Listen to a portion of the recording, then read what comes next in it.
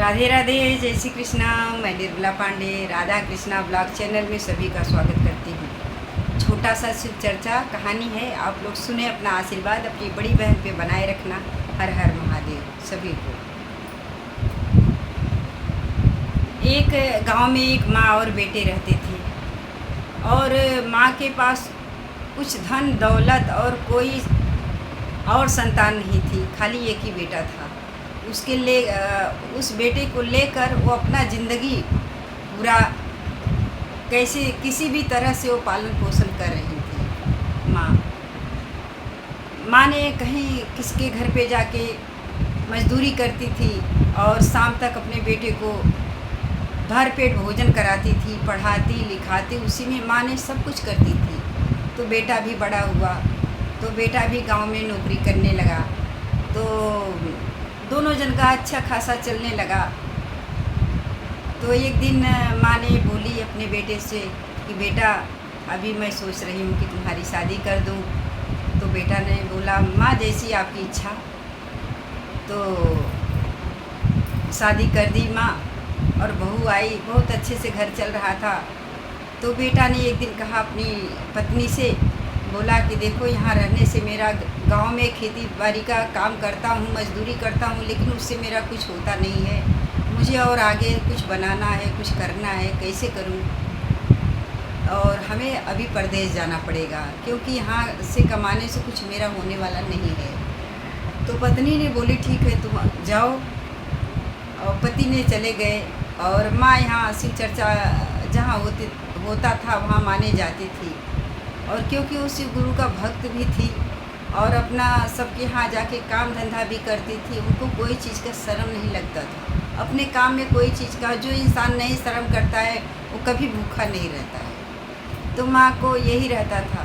तो बेटा जब कमाने लगा तो माँ का पूरा सबके घर पे काम करना बंद करवा दिया। तो माँ ने अपना टाइम कैसे पास हो, तो शिव चर्चा जहाँ होता वहाँ माने जाती थी। तो और पति का जब फ़ोन आता तो बोलती कि माँ कैसी है? बोले ठीक है। तो माँ को बहू ने 4 रोटी दी, तो माँ ने 3 रोटी खाई, 1 रोटी गाय को खिला दी। 1 रोटी गाय को खिला दी। तो अपने पति से बोली, देखो इतने मेहनत से आप कमाते हो, पैसा भेजते हो, और माँ ने 1 रोटी नहीं खा, 4 रोटी देती तो 1 रोटी गाय को खिला देती, नुकसान कर देती हैं। तो बोले ठीक है, अकल से माँ को 3 ही रोटी दिया करो। तो बोले हाँ। तो दूसरे दिन माँ को 3 रोटी दिए, फिर भी माँ ने 1 रोटी निकाला और 2 रोटी खा ली। तो फिर अपने पति से बोली हेलो, देखो तुम्हारी माँ आज भी ऐसा किया। तो बोले माँ को कल से 2 ही रोटी देना, क्योंकि वहाँ से बेटा बोलता था, यहाँ से बहू बोलती, वहाँ से बेटा भी बोलता था। तब देखो, बहू के आने पर बेटा भी बदल जाता है। कितने भी बेटे अच्छे रहते हैं, लेकिन बहू के आने पर बेटा बदल जाता है। हर घर की कहानी होती है। जो पहले ही ममता रहती है माँ का, वो बेटे के अंदर बहू के आने पे नहीं रहती है। जो बहू बोलेगी करना भी चाहिए, लेकिन बेटा ये गलती करता है। जैसे माँ का सम्मान करना चाहिए, माँ का जगह अलग होता है और औरत का जगह अलग होता है। दोनों को समझ के चलना पड़ता है बेटे को, लेकिन बेटे अभी समझते नहीं हैं।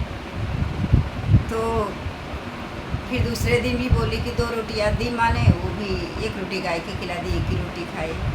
बोले अच्छा लगता है, माँ को कोई खाने का मन नहीं होता, कल से 1 ही रोटी देना। अभी दूसरे दिन 1 ही रोटी दिए थे, 1 रोटी में से आधा रोटी खाई, आधा रोटी गाय को खिला दी।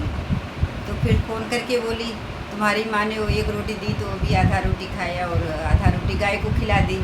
बोले ठीक है, कल से माँ को भोजन ही मत दो।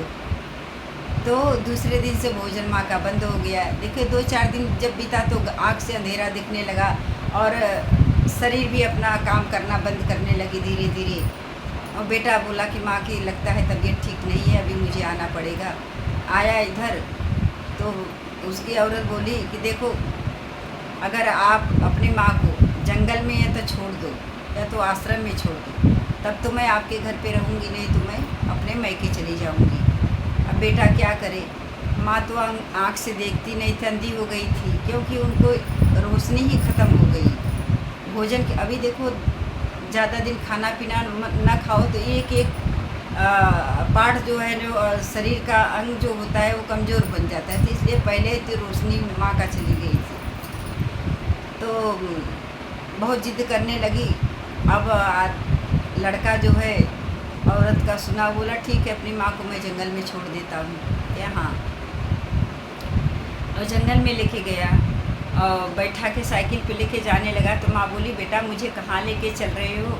तो बेटा ने बोला माँ आपके आँख से नहीं दिखता है ना, मैं आपका दवा कराने लेके चल रहा हूँ। बोले ठीक है बेटा। उधर गया, एक शिव जी का छोटा सा मंदिर था, वहाँ पे बैठा दिया। और बैठाने के बाद में बोला माँ तो इधर ही बैठे हो, अभी मैं डॉक्टर से बात करके आता हूँ। वो 1 घंटा बीत गया, 2 घंटा बीत गया, रात पूरी बीत गई, लेकिन वो नहीं आया। माँ उधर ही मंदिर के बैठ के देखती रह गई, लेकिन वो दिखता तो था नहीं, लेकिन इंतजार कर रही थी, लेकिन बेटा चला गया। तो फिर बाद में माँ ने सोचा लगता है बेटा मुझे बहू के कहने पर मुझे छोड़ के चला गया, अभी नहीं आएगा बेटा। तो शिव जी से प्रार्थना की कि भोलेनाथ अभी तो हमारे कुछ भी नहीं था, यही पूरी कमाई पूरी मेरा सब कुछ मेरा ही बेटा था। बेटा जब हमसे दूर हो गया, बहू थोड़ी देर के लिए अगर हमारे साथ ऐसा करती तो चल जाता, लेकिन आज मेरा बेटा ऐसा किया है, मुझे बहुत दुख है। गुरुजी अभी हमें अपने शरण में बुला लो गुरुजी, हमें अभी और कुछ नहीं चाहिए, क्योंकि जब हमारा सब हिम्मत कम हो गया, मुझे आँख से दिखता नहीं है, तो मेरा जीने का कोई हक नहीं है गुरुजी। अब भोलेनाथ को दया आई, भोलेनाथ ने ऐसा किया, प्रकट हुए और बुढ़िया को आँख दे दी, मतलब माँ को आँख दे दी। और पहले के जैसे उनके आशीर्वाद से उनका चेहरा मोहरा सब कुछ, चेहरे और ताकत सब पहले के जैसे हो गए। छोटा सा मंदिर बन गया और छोटा सा कमरा बन गया, वहीं अपना मंदिर में अपना पूजा पाठ करने लगी, अपना अच्छे से सुखी ज़िंदगी अपना जीने लगी। एक दिन बहू ने बोली अपने पति से, बोले जाओ देखो आप अपनी माँ को कोई जानवर खा तो नहीं गया तुम्हारी माँ को? वो बोला अच्छा ठीक है जाता हूँ। जब गया अपनी माँ को देखने के लिए, तो वहाँ देखा तो माँ तो थी, लेकिन ये पहचान नहीं पाया, लेकिन माँ ने पहचान गई अपने बेटे को। वो बोले बेटा मैं ही तुम्हारी माँ हूँ, शिव गुरु के ही, आपने तो दवा नहीं कराया, लेकिन शिव गुरु ने मेरा सब कुछ ठीक कर दिए। थोड़ी सी प्रसाद है, लेके जाओ बहू को दे देना। तो नीचे जो है बेलपत्र सब कुछ करके दे दिए, 2 सोना चांदी हीरा मोती हो गया। ऊपर बच्चे लोग के लिए प्रसाद दे दी, वहाँ लेके गई। तो बहू ने देखकर खुश हो गई, बोली कि मेरी माँ को भी लेके जाओ, मेरी माँ भी धनी हो जाएगी जब तुम्हारी माँ के पास इतना धन है। तो अब वो अपने माँ को मतलब अपने सासू माँ को लेके गया। सासू माँ को भी बुढ़िया ने रोका और आने के समय पे प्रसाद दिया, और बूढ़ा ने आई।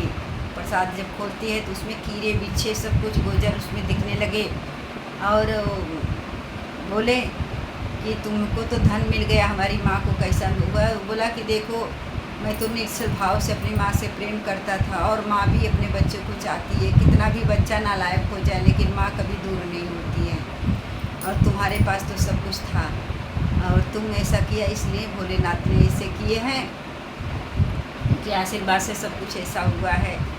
तो देखो लालच नहीं करना चाहिए। जिसके पास भगवान ने खाने के लिए भोजन दिए हैं और कपड़े दिए हैं पहनने के लिए, उनको लालच ज़्यादा नहीं करना चाहिए, क्योंकि सब कुछ इधर ही छूटने वाला है। मैं तो यही बोलूँगी, जितनी हमारी गुरु बहना हैं, सखी सहेली हैं, सबको यही है कि नमः शिवाय का जाप एक माला जरूर भोलेनाथ का करना, क्योंकि भोलेनाथ का कृपा बना रहेगा तो कोई चीज़ की कमी नहीं होती है। जो